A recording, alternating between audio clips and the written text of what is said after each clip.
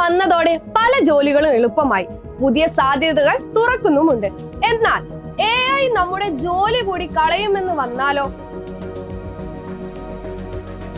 അതെ guys, AI ആയിരങ്ങളുടെ ജോലി ഇല്ലാതാക്കിയെന്ന വാർത്തയാണ് ഇപ്പോൾ പുറത്തു വരുന്നത്. IT സ്ഥാപനമായ ആക്സെഞ്ചർ ആണ് തൊഴിലാളികളുടെ എണ്ണം കുറച്ചിരിക്കുന്നത്. 3 മാസം കൊണ്ട് 11,000 തൊഴിലാളികളെ സ്ഥാപനം പിരിച്ചുവിട്ടതായാണ് പറയുന്നത്.